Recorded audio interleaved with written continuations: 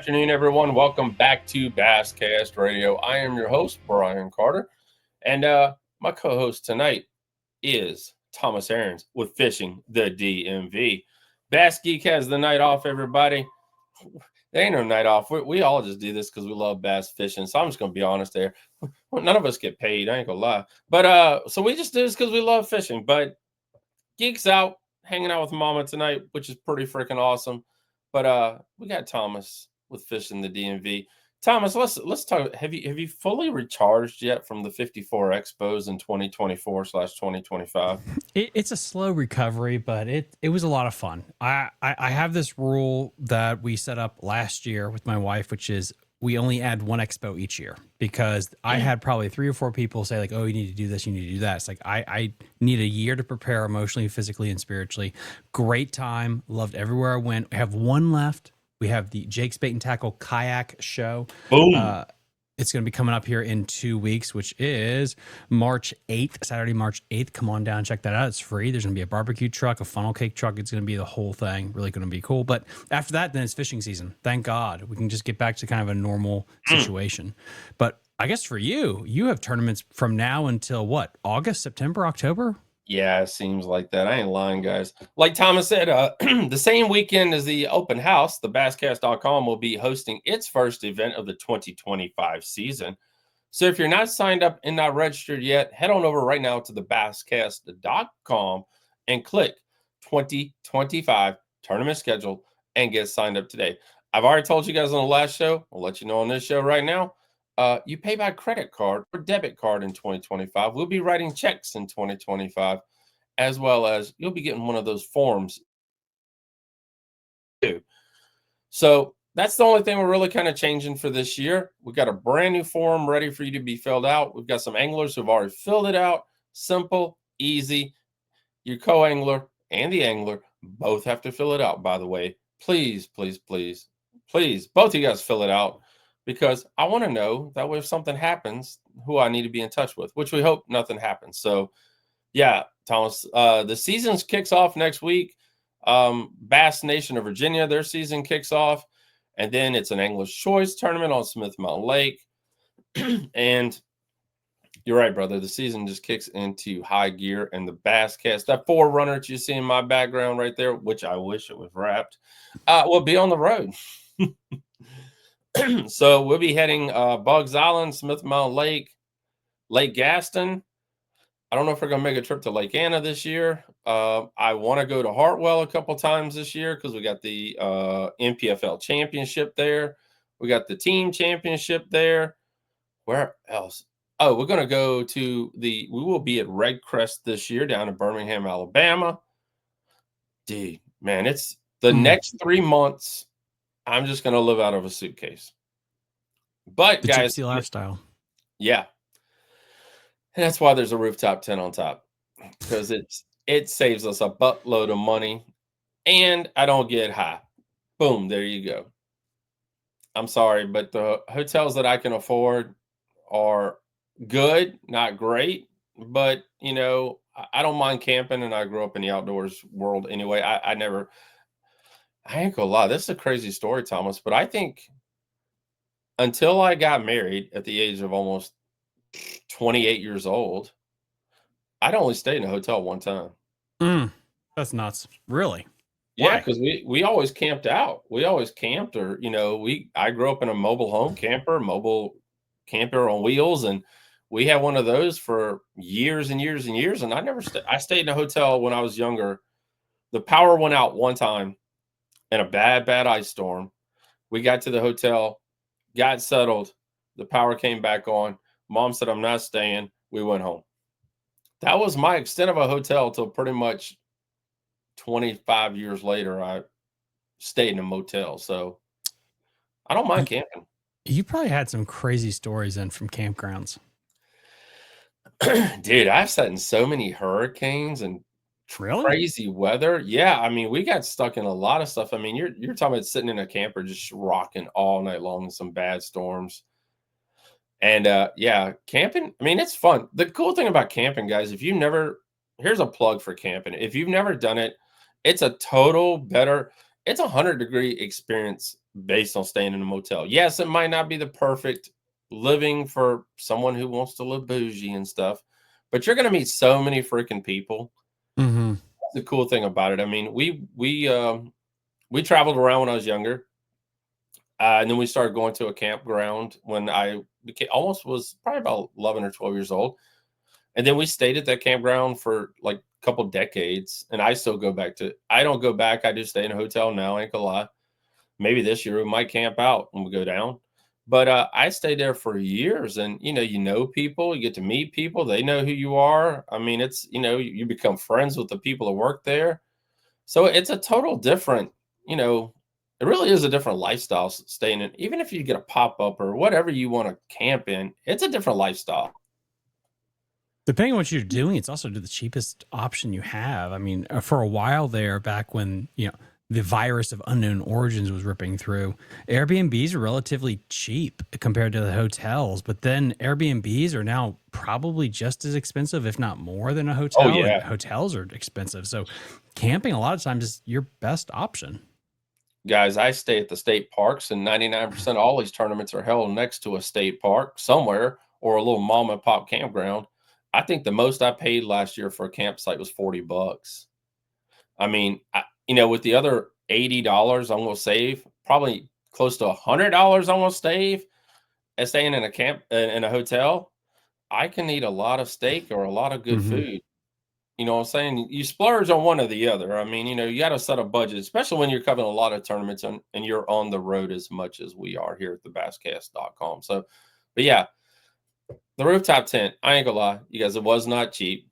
It was an investment, 100%. But that bad boy sleeps great. I have slept great in it every night. I've been bone dry in it every night. It's been the best investment I've ever made. But like I said, it was an investment. But I mean, I would like to go the next level one day and buy like one of them little vans, Thomas, that you ride down the road in, Yep. and wrap that bad boy, put a little satellite on top for our internet, and put a bed back there, and travel. So, but that's enough about camping. But yeah, camping is awesome. I ain't gonna Now, lie, I love it. it is awesome. It's the most budget friendly thing you can do. I mean, there's a reason like people like Rick Klon, Carl Jacobson, people like that, the truck camper thing, because it is a lot of times, sleeping out of your truck, getting a tent, a truck camper, something like that. It is the most budget friendly way to go to travel around. I mean, I could type in right now a campsite. It's probably 50 to $100 a night. I'm saying as a range compared Right? to a hotel that's $200 a night. And Yeah. here's a big thing. If you have stuff, $100,000 bass boat. Do you really want to leave that into a hotel parking lot? I have had stuff broken into my boat before at a hotel. And I know if I could ever afford a truck and a truck camper, that's what I would do just from the safety of knowing my stuff's right there. You know the coolest thing about it though, Thomas? You get used to that mattress that's in whatever you bought. You're not sleeping on a different hotel, a different mattress, a different pillow every other night or every other week that you're in a motel. Mm-hmm. And that right there is worth it. Right there alone, no matter what you buy or what you get into, like he said, the truck camper, whatever you get into, you're not going to beat that sleep. Period. That's it. I mean, that mattress out there is I think it's like a 3 to 4 inch mattress, memory foam mattress on top of that, and we sleep great in it. So, guys, you've seen on Bassmaster talk about get outdoors and camping and hiking. They've kind of dove into a little bit more of the outdoor world on top of bass fishing. Here's a plug from basscast.com. Buy you a camper. I mean, they're not crazy. I mean, if you're a young couple, young kids, shoot, by the time they're in middle school, you didn't pay for that thing, maybe even 3 times over than paid for it compared to going to the hotels and dealing with other people, and you feel safe about your kids playing and riding around on bicycles. I mean, that's what my bicycle was stolen. It got thrown in the ocean twice. There's a little story for you. Had a beautiful BMX bike, got dumped in the ocean. We found it down away, and I had to come home and polish it up for about a week and get all the rust remover off of it. So, I mean, that's some of the crazy stuff you hear. But for the most part, dude, camping is freaking awesome. All right. Let's get into tonight's show. We got a great show for you guys playing tonight. But before we do that, we're going to talk about our latest sponsor. For you guys who are watching on YouTube, you will see the ticker running below. It is Money Saver, everybody. Tired of watching your expensive lures disappear into the deep, afraid of to cast where big ones hide? Introducing the Money Saver Lure Retriever, the ultimate solution for rescuing snagged lures from the lake's bottom. The powerful 2-inch, 3-ounce pocket-sized miracle is engineered to direct hit, plug knocking efficiency. Cast with confidence into those trophy fish hideouts. There you go, guys, and that's untrue too. You're always going to get snagged. Big fish are in trees. They're around stumps. They're around all that stuff. And with the Money Saver, it's going to help you break it loose if you do get hung up on one. Small investment, huge returns.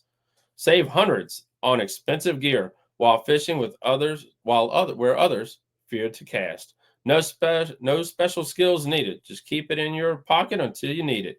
The Money Saver Lure Retriever, your portable lifetime in snag-filled waters. Available now at moneysaver.store. So head on over, guys. Check them out. Money Saver. I want to thank them for sponsoring the basscast.com and Basscast Radio. But tonight, guys, we're going to dive into something pretty daggone. It's, some people ask me, what should I write about here at the basscast.com? I can't think of any topics to write about. I can't think of anything to talk about. Just listen. That's all you got to do. Just be quiet and listen, and they will deliver. And tonight they delivered. And that's the information rule. You guys all know by now, Matt Herron has quit and left Bassmaster. I want to say he was fined on top of that, but he has left. And then from the St. John's, and now we got Scott Martin. Scott Martin was at a dock, and someone came up to him and gave him information. But we've got I want to bring this up for you guys here real quick and share it with you on here. Here it is, 22. I want to share with you guys the no information rule from Bassmaster for you guys who have never read it before, which I think I want to tell you this now. Everybody should read all the rules. There's so many different rules. I don't want to go off on a tantrum here real quick, but you guys all saw at the beginning of the year, there's a lot, and I know Thomas probably saw this as well. There were a couple different people that came out with YouTube videos that went over all the new rules for 2025 through all the different leagues. But here it is. Here's the no information rule for Bassmaster anglers. Okay, the no information rule is Bassmaster's competition means that anglers cannot solicit, receive, or gather information about location or catching fish on tournament waters from any source other than publicly available information once a tournament is announced. In other words, everyone has to have the ability to get the same information. And that, Thomas, that applies in the kayak rule. Go ahead, Thomas. Go ahead. I'll let you run with that. And that's the thing that's just really interesting about all this is there is so much. There's so much room. There's so much wiggle room in this. So, just going through it again. During this period, anglers cannot receive or solicit. Okay, well, solicit means, just breaking this down for the audience. Solicit means you're asking for information. Correct. What does receive mean? Let's just break that down. Receiving is not meaning I'm asking. There's a reason there, and I think this is important, whether it's a law being passed or rules in a book. Receiving just means somebody tells you. That doesn't mean you asked for it. That's a crucial detail here, because I think a lot of people could read that rule where it says receive or solicit or whatever the language is and be like, well, I'm not asking for information. That's not what it means. If you were sitting at your boat at a Walmart parking lot and somebody tells you the location that in theory the tournament could be won, you received information, even though technically you didn't ask for it. It is a violation there.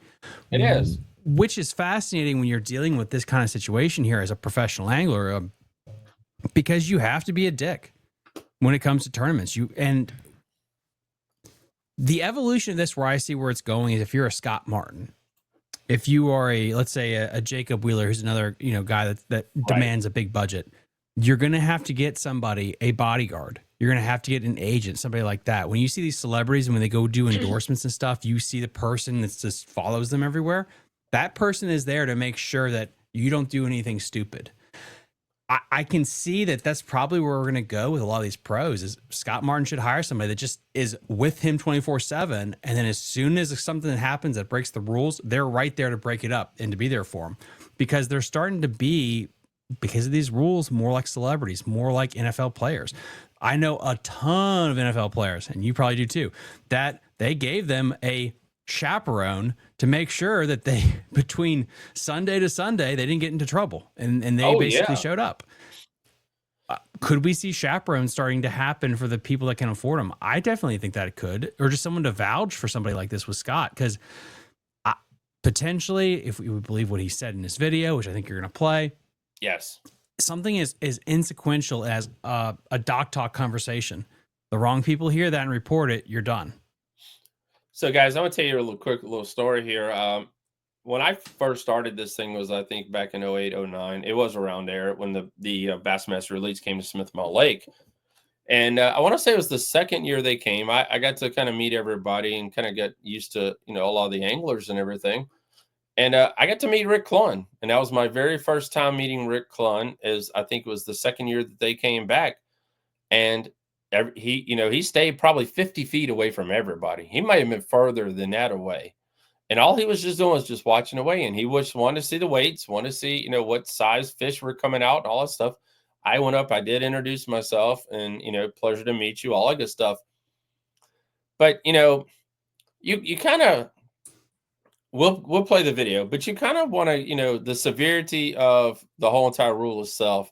I mean, that's one of those things where it's really hard. I mean, it really is, Thomas. I mean, you're sitting there just carrying on a normal conversation with someone because you're famous. And the next thing you know, this dude's like just mouth vomiting. And it's like, come on, people. It just gets back to rules. And I don't want to make this a whole show about rules, but there's rules for every tournament trail out there. I don't care what you fish, there's rules. Yeah, and I think one thing I want to make sure we highlight immediately before we get into the weeds with this is two things can be true at once. Not all rules are created equal, and you can break the rules. Right. Somebody that has a fake live well and they have a fish trap, that they broke the rules. Somebody that was sitting over their boat in a parking lot and overheard a conversation, they broke the rules too. Are they created equal? I don't think so. But the problem is the internet will run with this and be like, oh, this person broke the rules. That doesn't mean it's equivalency here of the degree in which the rules were broken. I agree 110% on that. And, I was talking to someone today that fishes in NPFL, and he was talking about that. It has to be left up. The NPFL has a rule where the severity of the punishment is based on the team itself. And, I don't know. It's with him coming clean, and I think I would let him fish. That's just me. I mean, to be honest, because it was something, the guy came up and just vomited. But we're going to play the video and let you guys listen to it. And I want to come down here and find this bad boy. Oh, well, it'll help if I share the screen here, everybody. All right. So I want to share the screen here again. But yeah, I mean, it really is messed up, the whole entire thing. And it's a lot of people have given their feedback. What's going on, everybody? Well, got some sad and unfortunate news to share with y'all. I have officially been disqualified from the Bassmaster Elite event here on Lake Okeechobee. The one tournament that I was looking forward to. I tell you, it sounds shocking. It sounds awful, and it is. I want to explain to you exactly what happened. It was for an unintentional rules violation. And what I mean by unintentional is I didn't go out seeking information. I didn't go out calling people, texting, whatever, or asking people for fishing information or locations. I got caught up in a little bit of some talk around the shop of rigging this boat out that day in regards to some water quality questions. And then another angler made a comment on where they saw some fish blowing up. And again, this was 3 weeks ago, which is, not really relevant in today's world. But I didn't shut the conversation down, and that's where I messed up. I didn't act on the information. I didn't practice those areas. It's not no part of my game plan. It was just really just a public doc talk, or I should say shop talk situation, unintentional in my mind. Again, I didn't provoke it. I didn't encourage it. I didn't ask for it. But it's a good lesson for all of us to know that we got to do things different. You know, there's been a lot of focus on bass fishing in the last couple of years with situations like this, and some are way worse than others, obviously. But you know, we've got to do better as professionals, and we've got to be careful how we operate, what we say, and what we do. And as tough as this is, it's a lesson. It's a lesson for me, and hopefully it's a lesson for some of y'all watching, that, man, it can happen to anybody. So if you're around people, they're talking a little fishing, they're excited, shut them down, you know. And that's what I did that all day long that day. I said several people, you know, chirping about this and that. Hey, I can't get information. Y'all need to stop talking. You know, just people just talking your normal general. I called them today. I got 20 pounds. I can't get information. And then the one time I don't clarify that I can't receive information is what's going to get me in trouble. And then, you know, asking a question about water clarity. It's just unfortunate. So I apologize to everybody, and lesson learned.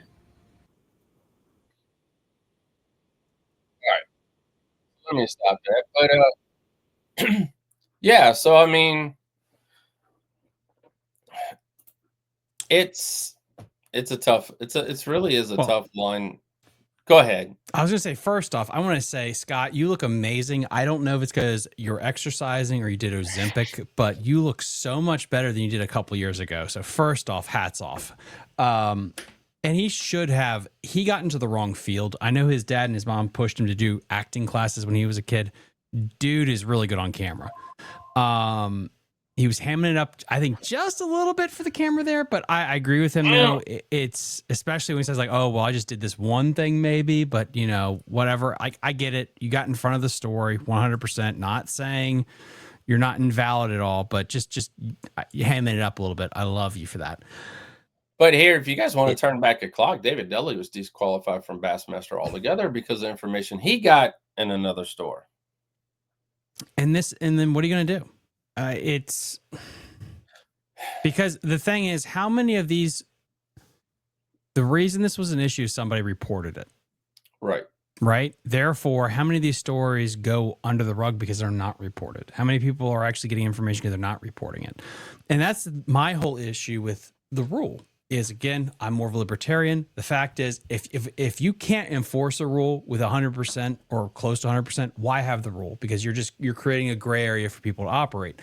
And when you're dealing with this rule, it's just, to me, is so hard to have the ability to, in a just way, regulate it. You are creating a way for people to operate in a gray area, which back in the day, you create a forum, you create a YouTube channel, you do something like that, because then you could share information because technically it was public to get around it. Right. And I think, you know, so, but then I guess if I have that conversation, the comment section is like, oh, do you want to just go full board, just do whatever you want? I mean, I guess I could see your issue there too, where, okay, there's a problem there if you just go full board to it, but would it be any worse than now? Because the people that are going to get away with it are just the people that are really good at either paying for information or covering it up. The two cases that we have, if you boil down to it, for better or worse, we're all adults here, for everyone that's listening, they got caught. Somebody tattled, correct? Yep. Therefore, how many people do these same rules apply to that just didn't get caught? If we want to turn back the clock, I mean, you know, go back a little ways on this thing. You know, we've talked about Major League Fishing. They don't DQ people over there. They fine them. I mean, have you heard of a Major League Fishing angler been disqualified because of breaking the rules? You've heard of you've heard paying a fine, but you haven't heard about breaking the, you know, you owe us $5,000. Shut up. Give us your money. Even though you're going to take home 100 and you win, give us $5,000.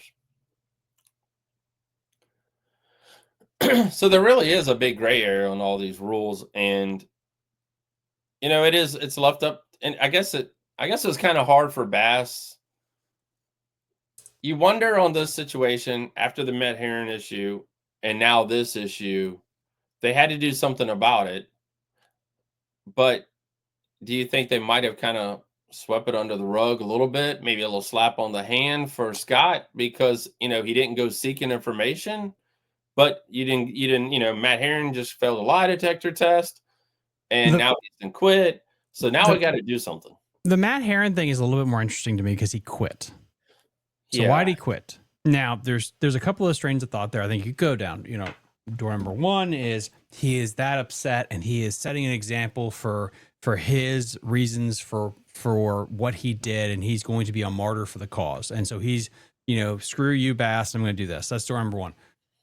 Door number two is maybe he did something that was breaking the rules and he's embarrassed because he got his hand caught in the cookie jar, and so he's bouncing. Why else would you go to that extreme? Because Scott didn't. No. Scott didn't go to that extreme. Granted, Scott is also, as we've mentioned before on multiple shows, he is a TV show host. He is a basically in of himself with just his YouTube channel, let alone that he's on the Discovery Channel too.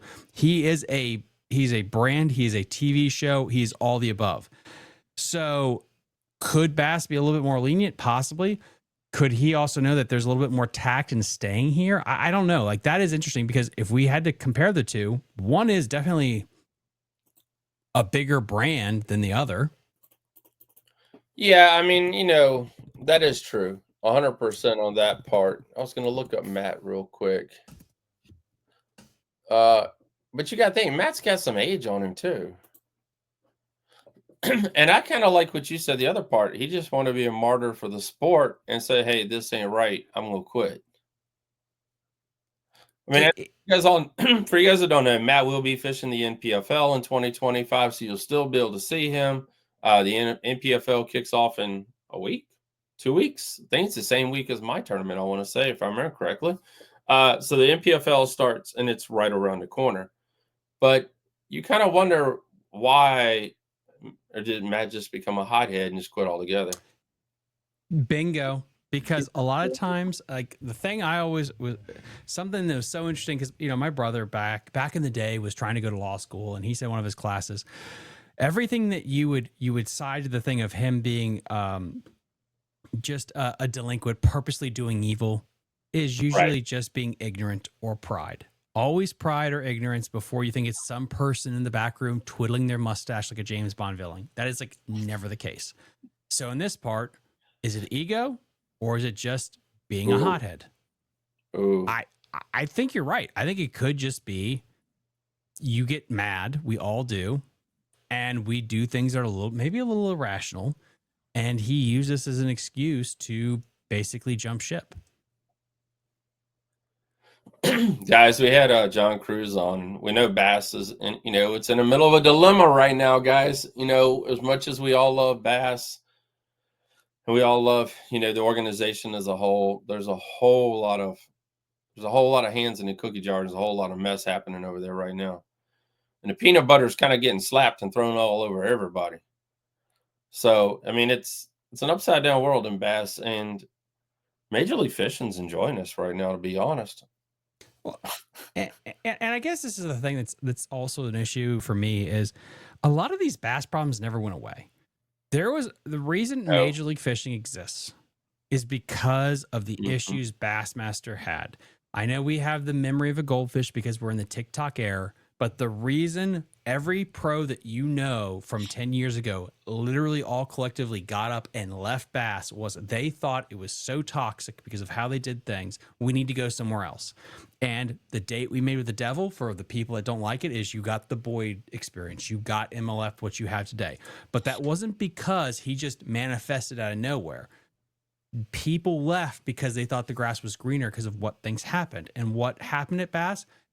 Things like this that were happening with the information rule, these weird DQs, the way that it's just kind of basically put into the back burner. You don't hear about it. The way stories kind of just like get swept under the rug. Last year, there were some issues that happened on certain spots in Alabama lakes that I don't want to mention. So they're in trouble. But what happened to those stories? They just bye-bye. It's Bass runs it like the mafia, where it just gets dealt with, in the back alleyway. For better or worse, the one nice thing about MLF at least if Boyd sneezes, it's on the front page. It doesn't get buried under the rug, for better or worse.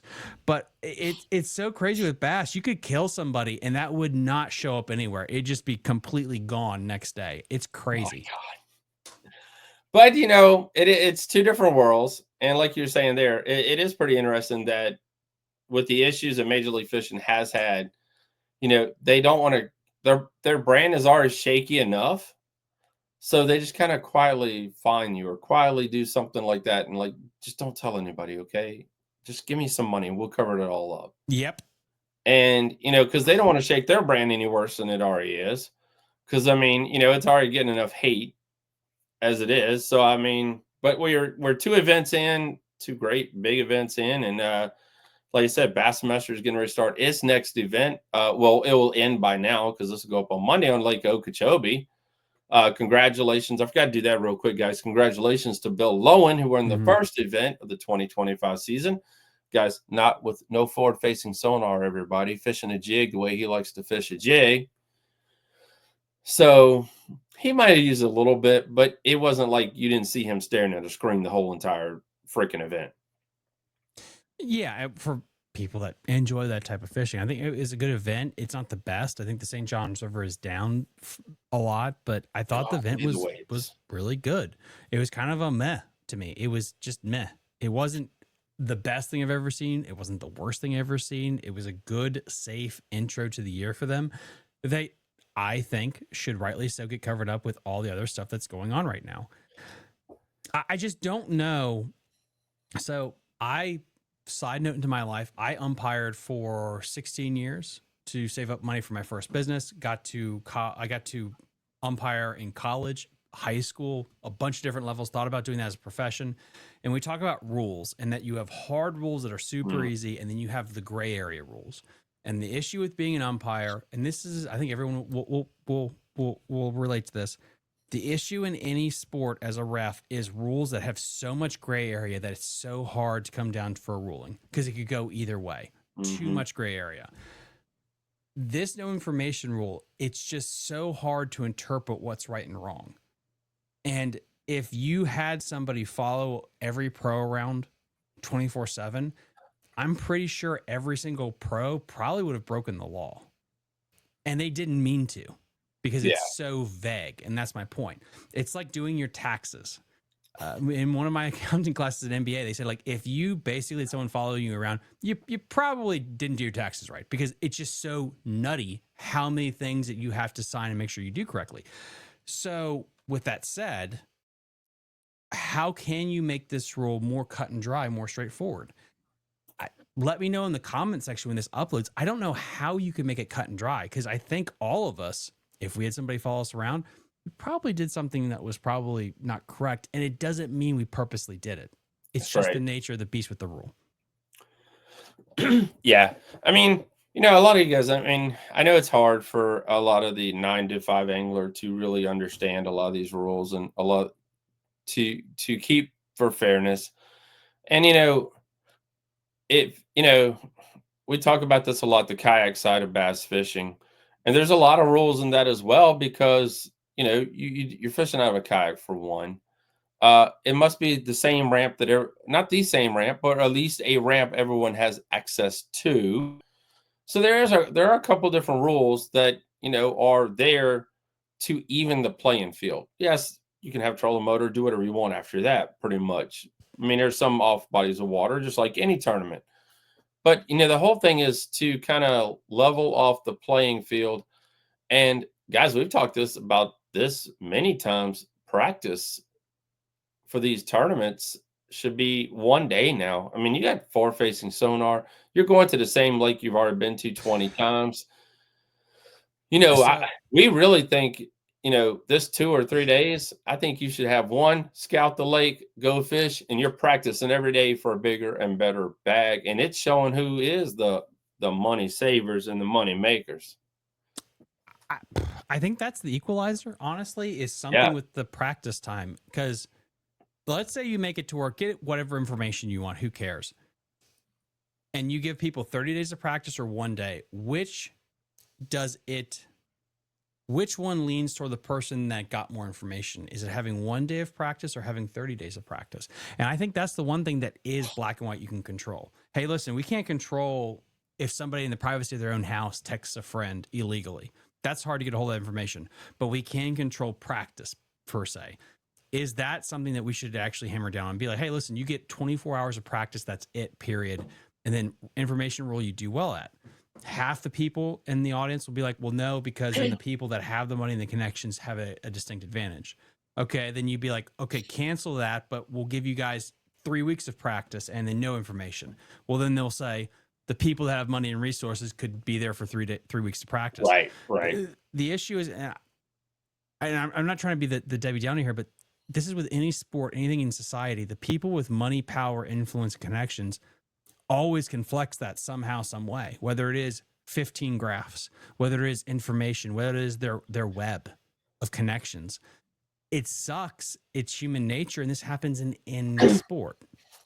Am I trying to be like, am I trying to justify cheating? Absolutely not. I'm saying from an organization, you got to make your rules a little bit more black and white if possible, because it saves you crap to deal with.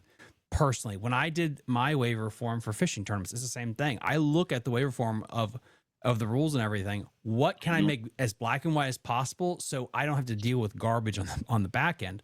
And this is one of the rules where I just said, I don't care, do what you want, because then I'm absolved of it. Yeah, you signed up for it. That's the way it is.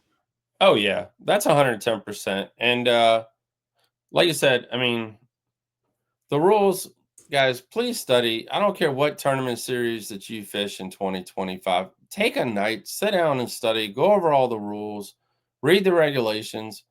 You know, I know at my job, when they add a new rule, they kind of highlight it. We did it this year on the website for the Basscast Tournament Series. I highlighted the new rules. Plus, we have our regular rules there as well. Just take the time to read the rules. But yeah, like you're saying, I mean, it's just one of those things. It's a gray area. We're in an information age on top of that. And yes, that is available because everybody's available. Go search the internet if you really want to. But we really get back to that. What if I don't, then that goes back to the whole forward-facing sonar issue. We don't want to go back to that, but it goes back to, oh, he's got it. He can find fish. He's cheating because he can find fish and land on fish. He don't really need information. All he needs to know is what depth the fish are in, and boom, he can go catch 20 pounds. I mean, we saw that last weekend. That don't really happen every single time. So we did see one giant, nice 30+ pound bag, but the rest of them are pretty daggone average for the St. Johns River. And a lot of anglers that we had hoped that we thought would be at top that I picked from my fantasy fishing end up bombing. So forward-facing sonar and everything, the guy won doesn't really use it at all. So he's learning it, and he's I ain't gonna say he's an older angler, but Bill's been on the tour for 20 years. He's part of that 20-year deal that Bassmaster put out. So, he's a old school angler who loves no forward-facing sonar, but he knows he's got to have it to win. And if he don't have it, he's not cashing checks. So this is all like, you kind of look at it like, are they all cheating? Well, yeah, no, I mean, and I think this is where maybe the better thing to do is, and you'll see this in maybe racing where you dock somebody like when they can start. The severity of it should be like, hey, we're going to, the first day of the competition, you get docked 1 pound. Oh yeah. Like, because again, this is my issue with when people say cheating. There are different levels of cheating. There just 100% are. And I will go back to this because I'm a baseball guy at heart. I will always be that. Fishing will always be second to my baseball. And it's what the Houston Astros did is more egregious to me than some individual taking steroids. Because there's this weird, you are literally stealing stuff from another team. You are cheating. Somebody ingesting stuff themselves, they don't know a curveball is being thrown. They still have to hit the curveball. They have to guess right. But stealing the signs, like a curveball is coming, that to me is super egregious. Somebody going to a fish trap and like what happened at Claytor Lake, way top tier, that's bad. That's super bad. You, by accidentally having a conversation allegedly at a parking lot, yeah, you broke the rules, but we got to make sure when we do this stuff on social media or talk about it, they are not in the same ballpark. You know, shoplifting and first degree manslaughter, two different things, but you are breaking the rules. All right, so here we go, guys. Like you said, I mean, we're gonna wrap this bad boy up, but we're starting off 2025 not on the best note. You know, I don't want to say we're learning. Hopefully, like Scott said, hopefully that you can learn something from this as well. And I'm hoping that, you know, a lot of you guys say, okay, I can't talk dock talk around an angler fishing a tournament that's going to be on a lake in a week. It's off limits. So hopefully all you guys who watch that video can take this into heart and learn that you can't do that because of the no information rule. So holy cow. What a season already, Thomas. Mm-hmm. And it's what, 2 months in? Mm-hmm. We're gonna be 2 weeks in we're gonna be two events in on both leagues. And we should have we're not gonna have an MPFL event, a couple Toyota events. So we're just here at the beginning of the season.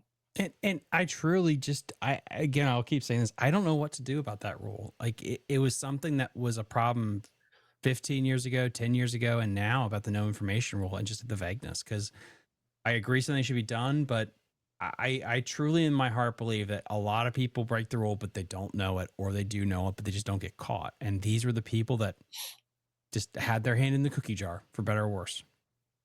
Yeah, wrong place at the wrong time. Mm-hmm.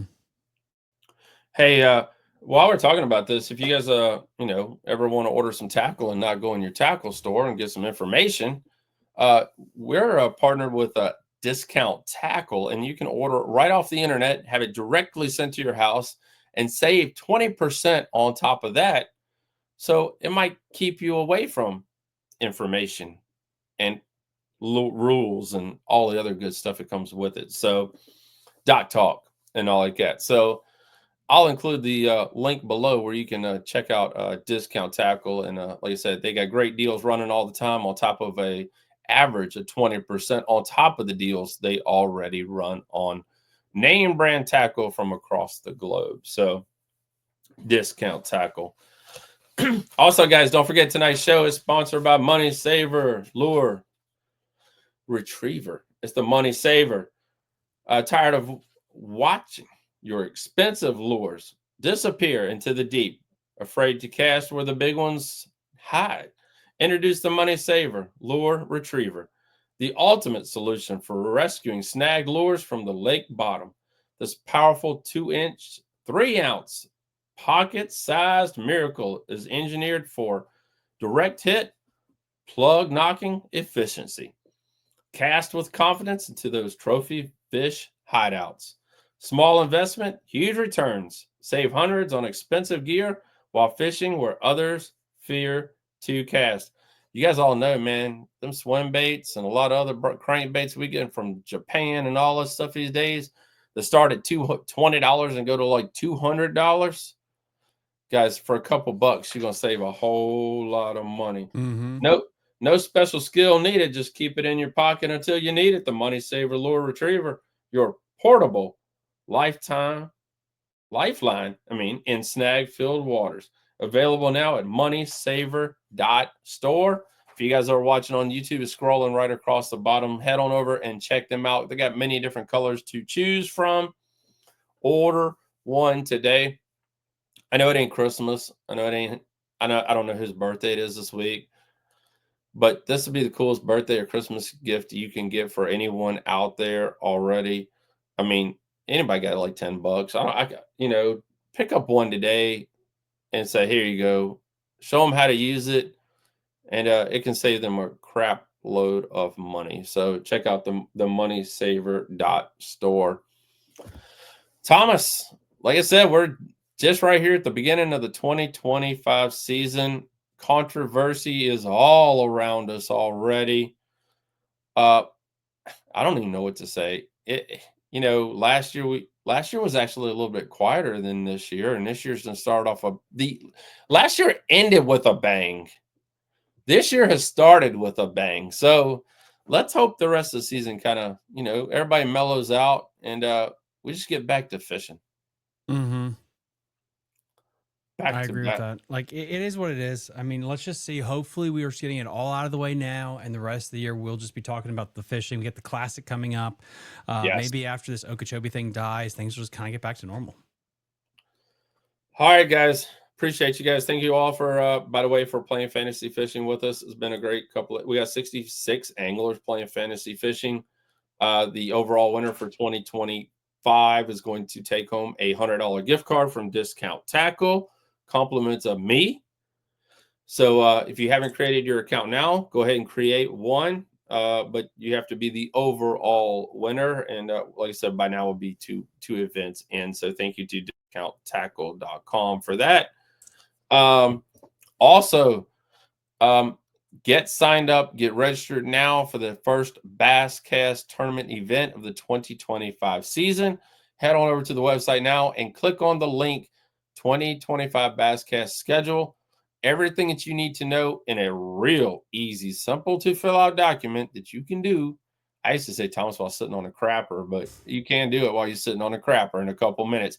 You can pay for each tournament while you're sitting there. You can pay your one-time $25 registration fee. You can pay it all.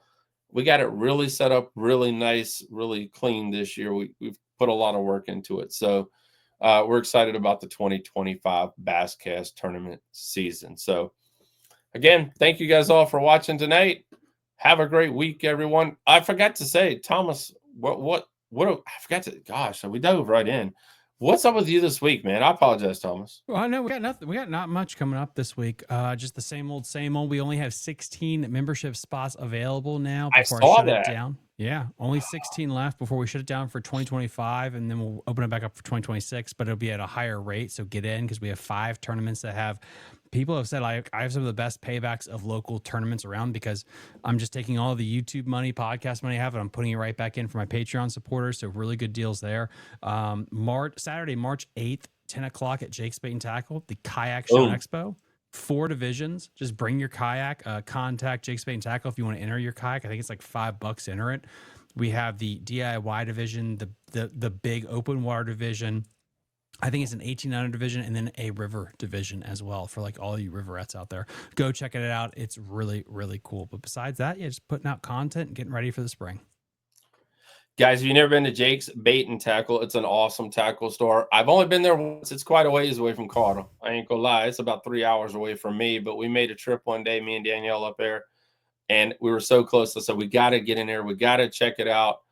And it's a cool tackle store. Huge parking lot where all this stuff's going to be held, food trucks, you name it. So make sure you head on in, stop on by. And even if you're just checking out the kayak world, and say, what's this whole kayak? That's a cool thing about it is, even if you're just checking out, you say, I can't afford a boat. I can't afford $60,000. I love bass fishing. I love the camaraderie that goes along with it. This is an event you need to get to check out all the different kayak brands, the companies, how you can kind of rig it, pimp it, however you want to say it, you know, and be like, dude, that's pretty freaking cool. And yes, these things still are not, you know, they're still $5,000, $6,000, $7,000, $8,000 if you really pimp it out.